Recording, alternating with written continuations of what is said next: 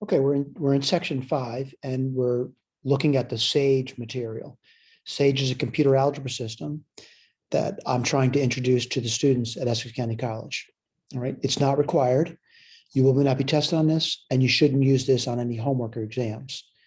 Right now, someone said, why would I need to learn this then?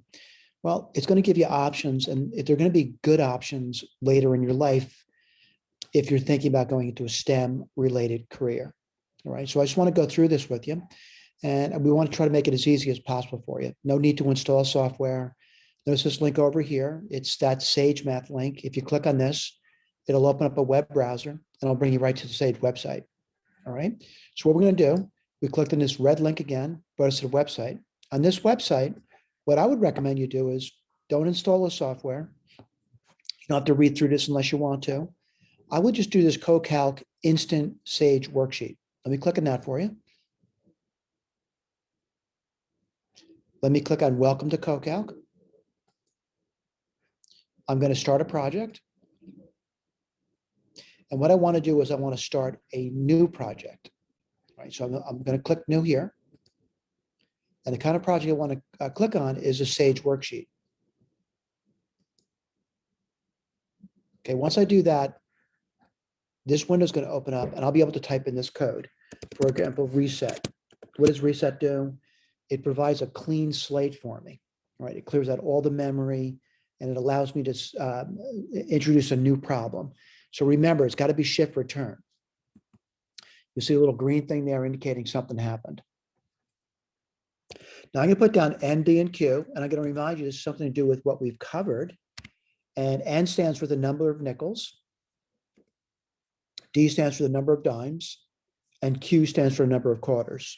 And they're variables. I don't know their value at this point. So N is a variable, D is a variable, and Q is a variable. Oops. Remember, shift, return. All right. Now I'm going to assign EQ1, which means equation 1. An equal sign is an assignment operator.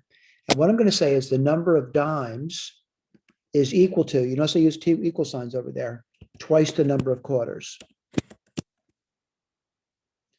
Remember, shift, return.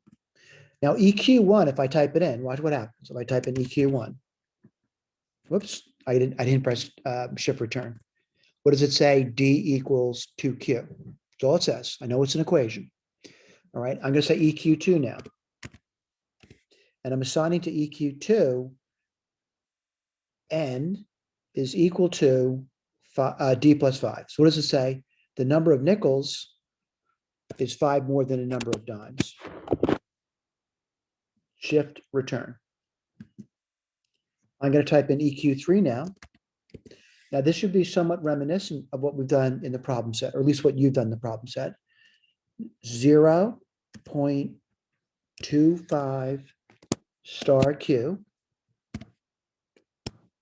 plus 0.10 star D plus 0.05 star N.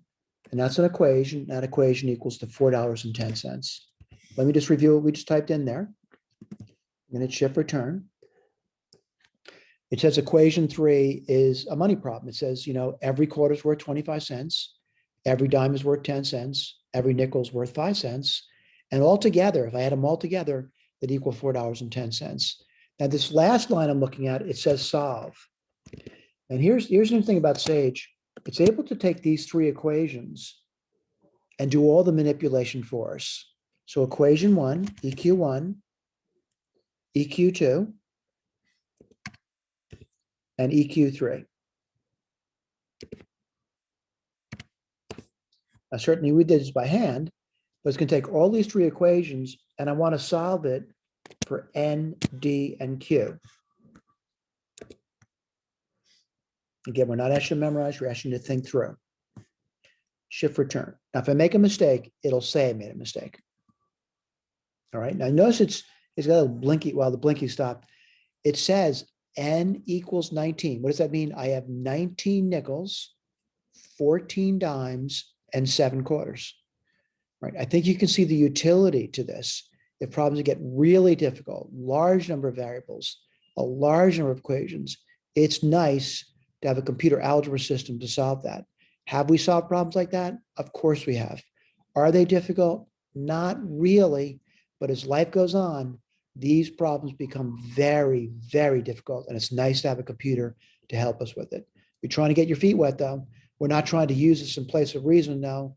You need the reasoning skills before you can ever enter that into a computer. And hopefully you're developing those reasoning skills. Thank you.